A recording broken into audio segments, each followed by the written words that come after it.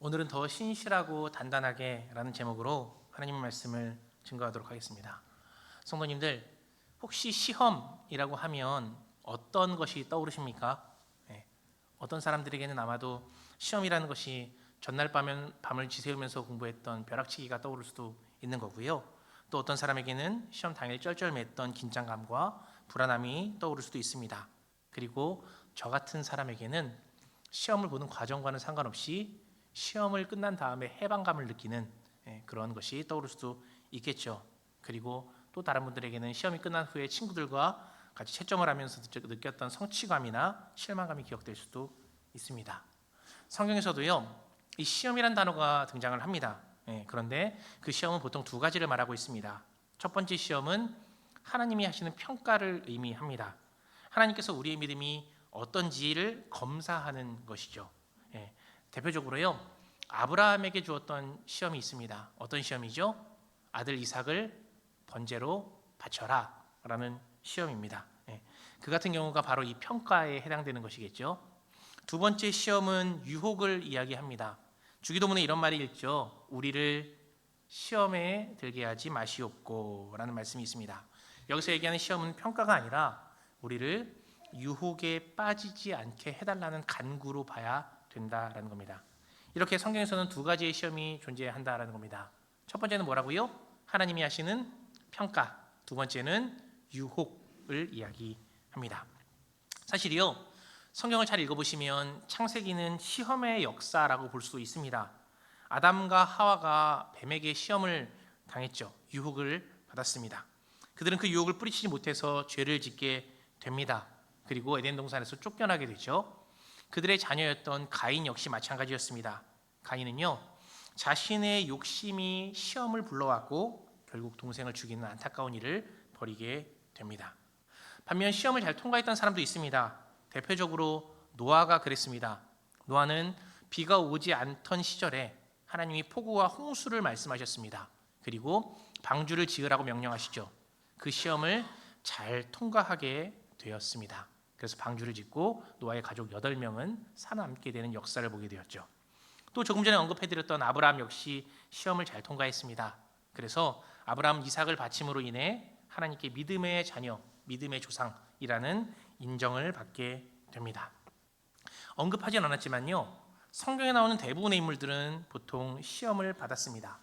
어떤 이들은 그 시험을 잘 이겨낸 사람들이 있었고 잘 통과하는 사람들이 있었고, 반면 그 시험으로 인해서 무너졌던 사람들도 등장을 합니다. 안타깝게도 시험으로 인해서 무너졌던 사람들은 대부분 하나님을 등지게 되는 경우가 있었습니다. 오늘 본문에서도요, 이 시험이라는 것이 등장합니다. 시험이라는 단어는 나오지 않지만 시험이 등장을 하죠. 재미있게도 이 시험은 하나님의 평가가 아니었습니다. 요셉이 자신의 형제들을 시험했던 것입니다. 그 내용을 한번 확인해 보도록 하겠습니다. 먼저 1절과 2절을 우리 같이 읽어볼까요?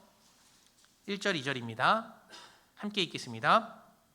요셉이 집 관리인에게 명령하였다. 저 사람들이 가지고 갈 수 있을 만큼 많이 자루에 곡식을 담으시오. 그들이 가지고 온 돈도 각 사람의 자루 아귀에 넣으시오.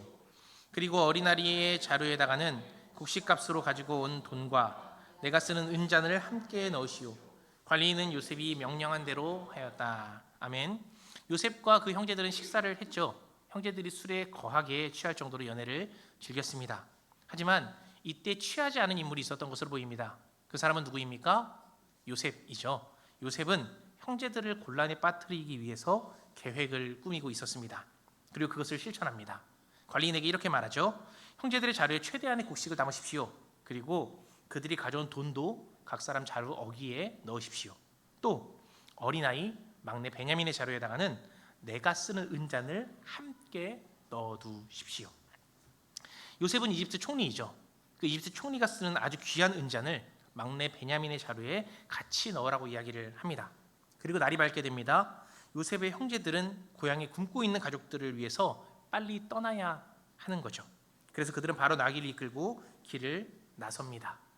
그들이 짐에는 본인이 전달해줘야 될 곡식이 있죠. 그리고 아마 기록되어 있지는 않지만 그들이 마셔야 할 여분의 물들도 있었을 겁니다. 그리고 그들에게 다시 넣어준 돈과 또 막내의 짐에는 무엇이 더해져 있어요? 요셉의 은잔이 더해져 있게 됩니다. 형제들은 곡식 대금과 은잔이 거기 있을 것이라고 상상도 못하는 거죠. 그리고 그들이 아직 멀리 가지 않았을 때에 요셉의 관리인이 다시 그들에게 이런 말을 합니다. 4절과 5절이죠. 제가 한번 읽어드리겠습니다. 그들이 아직 그 성읍에서 얼마 가지 않았을 때에 요셉이 자기 집 관리인에게 말하였다. 빨리 저 사람들의 뒤를 쫓아가시오. 그들을 따라잡거든 그들에게 왜 선을 악으로 갚느냐? 어찌하려고 은잔을 훔쳐가느냐? 그것이 우리 주인께서 마실 때에 쓰는 잔이요 점을 치실 때에 쓰는 잔인 줄을 몰랐느냐? 너희가 이런 일을 저지르다니 매우 고약하구나 하고 호통을 치십시오. 요셉은요 상당히 치밀한 계획을 세우고 있습니다. 자신의 신하에게 어떻게 이야기해야 할 건지까지도 다 계획해놓고 그대로 실천하게 합니다.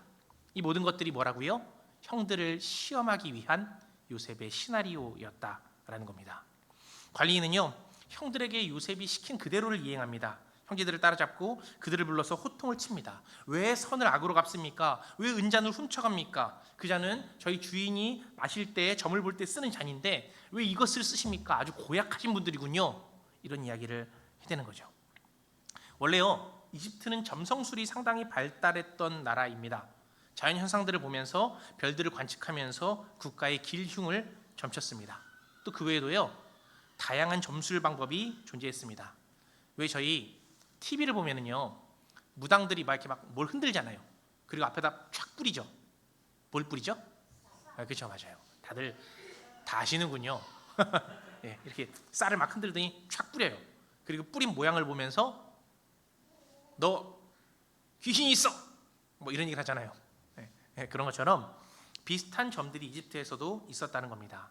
물에다가요, 죄송합니다. 잔에다가 액체를 부어서 그 액체들이 어떤 모양으로 가는가라는 것을 보는 물점이 있었고요.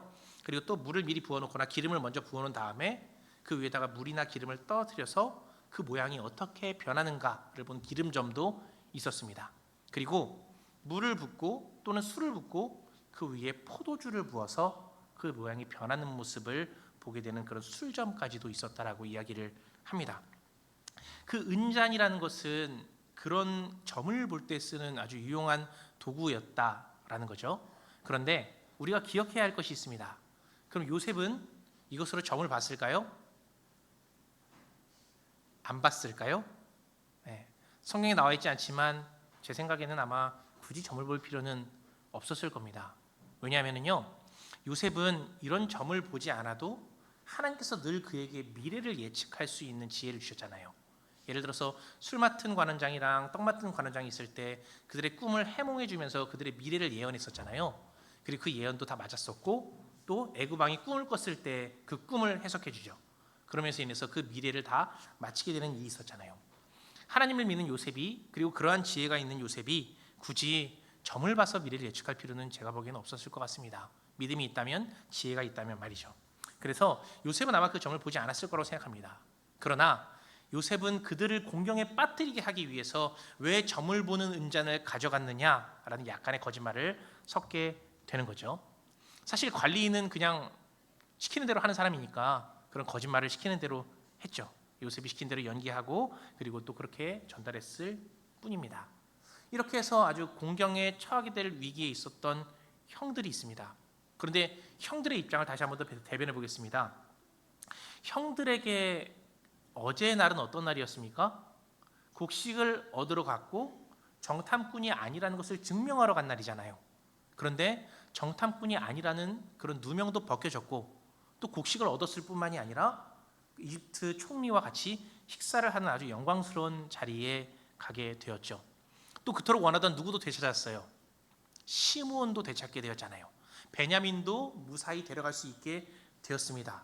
아주 기쁘고 즐거운 날인 거죠. 또 한껏 술에 취해 연애도 즐겼습니다. 이제 고향으로 돌아가야 됩니다. 고향으로 돌아가려고 하니 만사가 다 잘 풀린 것 같고 아주 가벼운 마음으로 집으로 돌아갈 수 있는 운수 좋은 날이었다는 겁니다. 그런데 그 운수 좋은 날에서 설렁탕을 먹지 못하는 것처럼 여기 이 형제들도 이 본인들이 싸간 곡식들을 먹지 못할 위기에 그런 위기에 처해 있게 된 거죠. 처음 관리인의 말을 들었을 때 아마 꽤나 황당했을 겁니다. 지금까지 이집트라는 대국 그것도 총리가 직접 식사 대접을 해주었는데 한 나라의 총리가 식사 대접을 해준다라는 것 자체가 어떻게 보면 국빈 대우 같은 거잖아요. 그런데 왜 우리가 그 최상의 대접을 최악의 배신으로 갚습니까? 뭐하러 우리가 그 잔을 훔쳐갑니까? 라고 이야기를 할 수 있게 된 거죠. 그래서 다시금 절도범의 혐의를 받고 있는 그들의 해명을 하기 시작합니다. 그 해명이 7절과 8절에 나와 있죠. 같이 한번 읽어보겠습니다. 그러자 그들이 그에게 말하였다. 어찌하여 그런 말씀을 하십니까? 소인들 가운데는 그런 일을 저지를 사람이 하나도 없습니다. 지난번 자로 아기에서 나온 돈을 되돌려드리려고 가나안 땅에서 여기까지 가지고 오지 않았습니까? 그런데 어떻게 우리가 그대의 상전댁에 있는 은이나 금을 훔친다는 말입니까? 우리는 그런 사람들이 아닙니다. 지난번 저희가 돈을 돌려드리려고 하지 않았습니까? 그렇게 정직한 모습을 우리가 보여주지 않았습니까? 그런데 우리가 어떻게 그런 짓을 한다는 말입니까? 딱 여기까지만 얘기했으면 어쩌면 좋았을 수도 있습니다. 그런데 그들의 입에서 돌이킬 수 없는 말이 툭 튀어나오죠. 9절입니다. 소인들 가운데서 어느 누구에게서라도 그것이 나오면 그를 죽여도 좋습니다.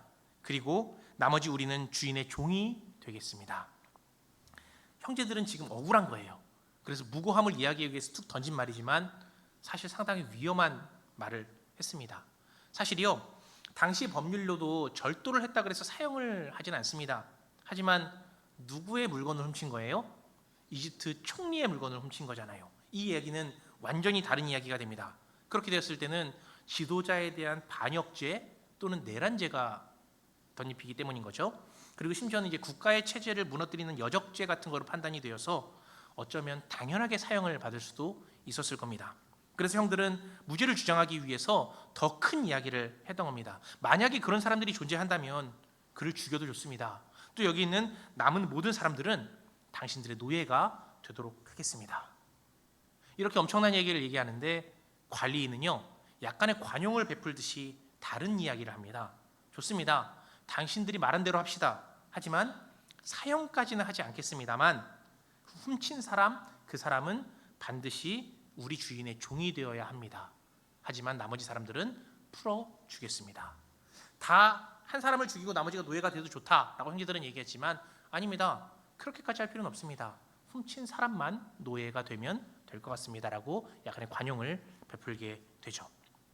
형들은요, 이때까지도 확신을 했던 것 같습니다. 우리가 이런 일을 할 리가 없지 않습니까? 라는 생각을 했던 거죠. 그래서 별일 없겠거니 하고 생각을 하고 소지품 검사가 시작됐을 때에 자루를 땅에 놓고 풀 때에 뭔가의 쎄함이 느껴졌을 겁니다. 그들은 돈을 지불했습니까? 지불하지 않았습니까? 그들은 지불을 했죠. 하지만 푸는데 아귀에서 뭐가 나와요? 돈들이 들어있는 겁니다. 이거 뭐지? 그래도 그때까지만 해도 은잔을 훔쳤다는 생각은 하지 못했죠. 첫째부터 짐을 풀게 되는데 마지막 베냐민 떼에서 은잔이 갑자기 툭 튀어나옵니다. 이것을 본 형들은요, 억울함과 슬픔이 가득했습니다. 그래서 그 분노와 참담함으로 인해 옷을 찢고 눈물을 흘리게 되죠. 이제 어떻게 해야 됩니까? 관리인의 말처럼 영락없이 베냐민을 보내주어야 되는 거죠. 그런데 형들이 의외의 행동을 하기 시작합니다. 13절과 14절입니다. 우리 같이 읽어보겠습니다. 이것을 보자 그들은 슬픔이 북받쳐서 옷을 찢고 울면서 저마다 나귀의 짐을 다시 싣고 성으로 되돌아갔다. 유다와 그의 형제들이 요셉의 집에 이르니 요셉이 아직 거기에 있었다. 그들이 요셉 앞에 나아가서 땅에 엎드리자. 아멘. 13절을 보면 성으로 되돌아간 사람이 누구라고 기록이 되어 있습니까? 그들이라고 기록이 되어 있습니다. 그들은 누구입니까? 형제들 모두를 이야기하는 거죠. 베냐민만 노예로 끌려갔으면 되는데 그것이 아니라 형들 모두가 다 성으로 돌아갔다고 이야기를 합니다. 억울함을 호소하고 베냐민을 용서해달라고 간구하기 위해서겠죠. 그리고 14절에선 실질적인 리더였던 유다가 대표로 등장을 합니다. 그리고 요셉에게 찾아가 엎드립니다. 결정적인 증거가 나왔으니 용서해달라는 말은 못하겠지만 그래도 아마 그 엎드린다는 그 행위 자체가 용서를 구하고 선처를 바라는 행위가 아니었을까라는 생각을 합니다. 이때 이집트 총리의 호통이 시작되죠. 너희들은 왜 이런 일을 했느냐? 내가 귀중히 여기는 점을 치는 물건을 내가 찾지 않을 줄 알았느냐? 그 날카로운 질책에 유다가 이렇게 대답을 합니다. 16절입니다. 유다가 대답하였다. 우리가 주인 어른께 무슨 할 말이 있겠습니까? 무슨 변명을 할 수 있겠습니까? 어찌 우리의 죄 없음을 밝힐 수 있겠습니까? 하나님이 소인들의 죄를 들추어내셨으니 우리와 이 잔을 가지고 간 아이가 모두 주인 어른의 종이 되겠습니다. 아멘. 우리가 무슨 할 말이 있겠습니까? 이제 우리 모두가 다 주인님의 종이 되겠습니다. 관리인의 얘기랑은 좀 다르죠. 관리인은 누가 종이 된다 그랬습니까? 그 은잔을 가지고 간 사람만 종이 된다고 했습니다. 그런데 유다는요, 형제들을 모두 다, 우리 모두가 다 주인의 종이 되겠습니다 라는 이야기를 합니다. 그러자 그 이집트 총리가 이런 말을 하죠. 17절입니다. 우리 함께 읽겠습니다. 요셉이 말하였다. 그렇게까지 할 것은 없소. 이 잔을 가지고 있다가 들킨 그 사람만 나의 종이 되고 나머지는 평안히 당신들의 아버지께로 돌아가시오. 아멘. 이 이집트 총리 또한 이상한 관용을 베풉니다. 여태까지 호통을 심하게 쳤잖아요. 그런데 갑자기 뭐라 그래요? 아니, 다 그럴 필요는 없어요. 그냥 그 사람만 남고 나머지는 평안히 아버지께로 돌아가시오. 평안히 돌아갈 수 있겠습니까? 이거 놀리는 것도 아니고 나머지는 그냥 평안히 돌아가시오라는 겁니다. 사실 이 말의 의미는 아직 요셉의 시험이 끝나지 않았다라는 것을 이야기합니다. 네. 오늘 본문에 기록된 요셉의 형들을 시험하는 이야기를 통해 우리가 알 수 있는 것들이 있습니다. 이건 사실 지난주에도 나눴던 건데요. 지난주에 나눴던 말씀처럼 형들이 많이 변화되었다라는 것을 느낄 수 있다는 거죠. 예전에는 어땠습니까? 막내 동생 한 명을 노예로 팔아버리잖아요. 그러면서도 형제들이 그냥 아무 죄책감 없이 자기들끼리 먹고 마시고 즐기고 했었죠. 태평하게 식사를 하고 있었던 거죠. 하지만 이제는 그들은 완전히 달라졌습니다. 베냐민 혼자로 노예로 팔려갈 수 있는 그런 상황이었는데 그러자 형제들이 무엇을 했습니까? 옷을 찢고 슬퍼하고 분노합니다. 한 사람도 빠짐없이 안타까워했다라는 거죠. 그리고 모두가 나서서 베냐민의 잘못에 대한 용서를 구합니다. 그리고 전원이 다 노예가 되겠습니다 라고 다짐까지 합니다. 사실요, 제가 아까 언급하진 않았지만 여기에 숨겨져 있는 한 가지가 더 있습니다. 우리 본문 16절을 한 번 더 같이 읽어볼까요? 함께 읽겠습니다. 유다가 대답하였다. 우리가 주인 어른께 무슨 할 말이 있겠습니까? 무슨 변명을 할 수 있겠습니까? 어찌 우리의 죄 없음을 밝힐 수 있겠습니까? 하나님이 소인들의 죄를 들추어내셨으니 우리와 이 잔을 가지고 간 아이가 모두 주인 어른의 종이 되겠습니다. 아멘. 사실 여기에는 놀라운 믿음의 고백이 있죠. 어느 부분에서 그것이 보입니까? 네, 그렇습니다. 어찌 우리의 죄 없음을 밝힐 수 있겠습니까? 하나님이 소인들의 죄를 들추어 내셨습니다. 이것이 바로 형들의 믿음의 고백입니다. 여기서는요, 그들이 자신들이 지었던 죄를 하나님 앞에 그리고 요셉 앞에 솔직하게 고백하는 부분인 거죠. 하나님을 인정하는 부분, 그리고 그분을 두려워하는 부분, 또 그분께서 죄를 내리셨다고 한다면 그분의 경륜을 받아들이는 그런 믿음의 고백이 나타나는 부분이라 볼 수 있습니다. 또 그 전에 보여주지 않았던 책임을 그들은 보여줍니다. 베냐민에 대한 책임도 자신들의 죄에 대한 책임도 모두 다 이제 감당하려고 하는 그런 모습이 나타났다라는 거죠. 이렇게 형들은요, 자신들의 잘못을 인정하고 뉘우쳤습니다. 예전에 형들은 큰일이 벌어졌을 때 서로의 탓만했던 모습을 볼 수 있었습니다. 당시 형들이라면요, 베냐민의 자루에서 은잔이 나왔을 때에 아마 이놈이 범인입니다. 이놈을 잡아가십시오. 우리는 가족에게 돌아가겠습니다. 라고 말을 했을 수도 있습니다. 하지만 이제 그들은요, 그것들을 하나님을 인정하고 그 징계를 받아들이게 됩니다. 또 진심으로 동생 베냐민을 걱정하고 서로 같이 아파한다라는 겁니다. 그 어려움을 혼자 베냐민이 지는 것이 아니라 우리 모두가 함께 지겠다라는 연합된 하나의 사랑을 보여주기도 합니다. 사실이요, 아주 성숙하고 바람직한 가족의 모습을 보여주고 있죠. 어쩌면 요셉의 마음은 더 슬펐을 수도 있습니다. 그때 나에게는 왜 그러셨어요? 말해봐요. 나한테 왜 그랬어요? 라고 얘기할 수 있는 부분이잖아요. 그런데 그러지 않고 요셉의 시험을 아주 정석적으로 하나님의 사랑과 은혜로 풀어가는 형들을 보면서 요셉에게는 아마 만감이 교차하는 시간이 아니었을까 라는 생각을 합니다. 사실이요, 눈치가 빠르신 분들은 오늘 설교의 제목과 칼럼의 제목이 같다는 것을 아실 겁니다. 같이 한번 제목을 읽어볼까요? 더 신실하고 단단하게. 한 번 더요. 더 신실하고 단단하게.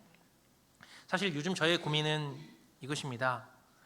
칼럼에 적은 것처럼 하이사랑교회가 요즘 왜 이렇게 쉽지 않은 삶을 살아가는 걸까라는 고민입니다.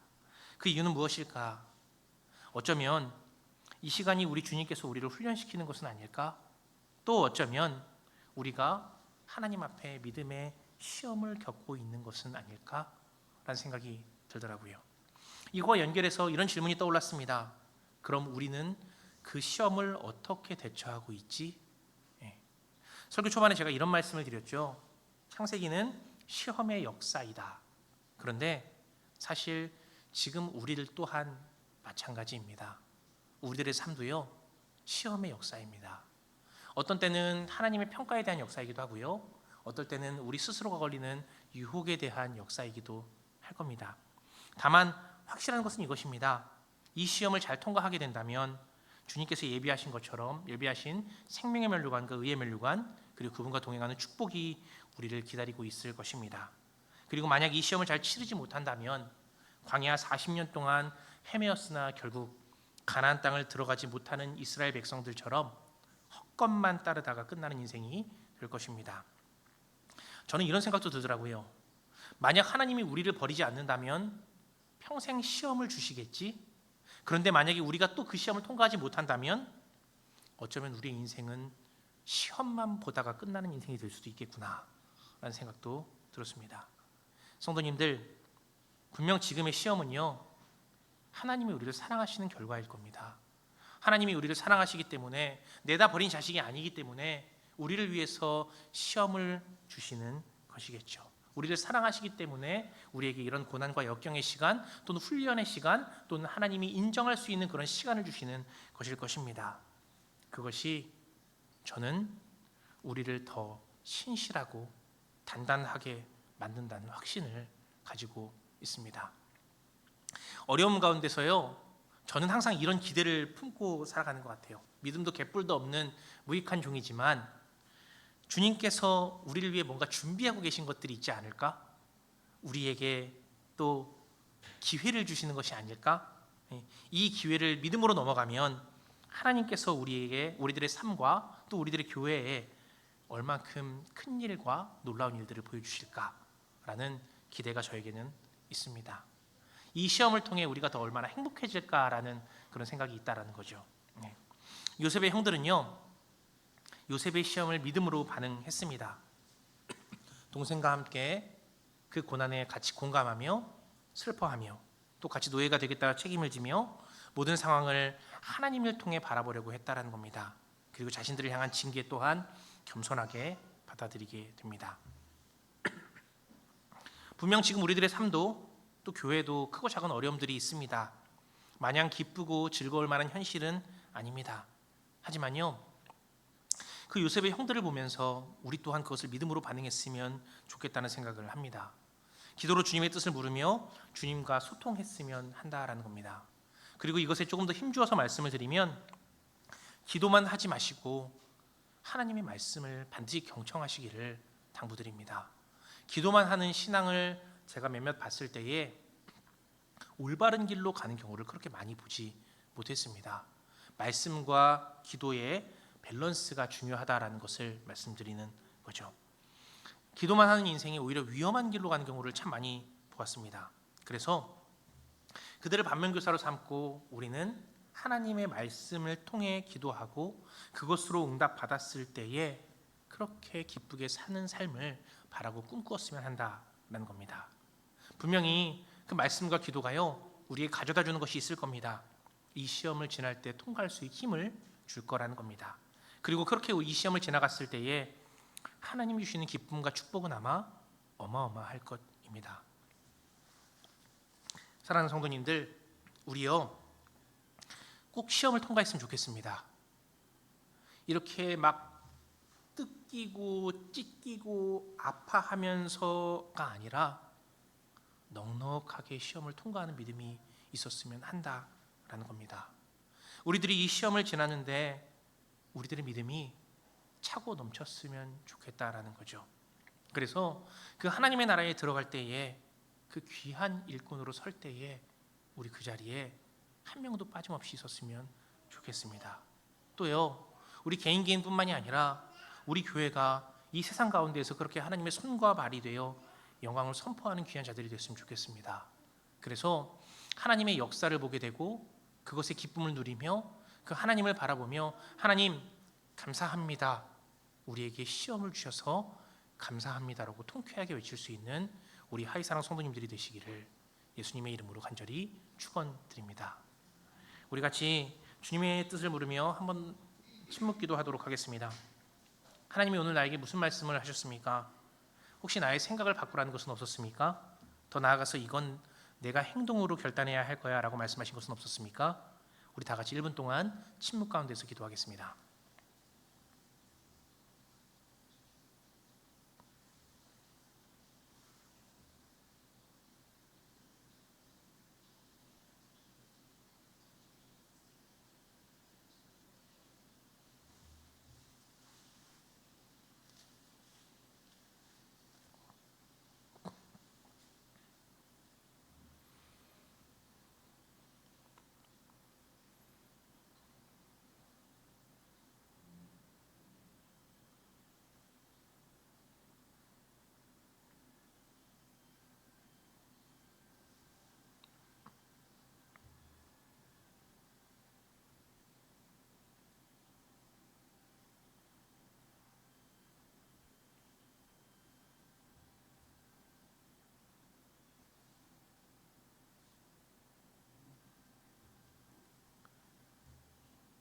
하나님, 우리들의 삶이 예상했던 것보다 쉽지 않습니다. 때로는 팍팍해서 주저앉고 싶고 울고 싶을 때도 있습니다. 하지만 이것이 주님께서 우리를 향한 계획이시고 그리고 우리를 향한 시험이라면 이것을 우리가 잘 대처하기를 간절히 기도합니다. 무엇보다도 이 시험을 받아들이는 우리가 믿음이 있었으면 좋겠습니다. 그래서 그 믿음으로 능히 감당할 수 있는 역사를 보게 되기를 간절히 소망합니다.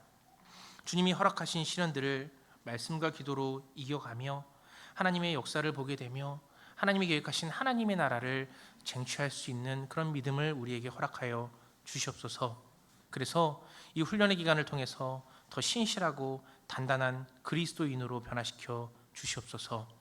주님께서 무엇을 기뻐하시는지 그리고 주님께서 무엇을 원하시는지를 밝히 알 수 있는 그런 교통이 있게 하시고 또 하나님을 바라보며 하나님 감사합니다. 오직 하나님만이 왕이시고 우리의 주인이십니다라는 고백이 단번에 나올 수 있는 그런 믿음의 사람으로 우리를 인도하시고 이끌어 주시옵소서. 우리 교회 또한 그러한 하나님의 교회가 되기를 간절히 소망합니다. 하나님의 일들을 잘 감당하며 그것들을 세상에서 해나갈 때에 세상 가운데서 빛과 소금의 역할을 감당하고 우뚝 설 수 있는 믿음의 자녀들이 될 수 있도록 그런 교회가 될 수 있도록 인도하여 주시옵소서. 그렇게 되기를 간절히 소망하며 예수님의 이름으로 기도드립니다. 아멘. 이제 모두 자리에서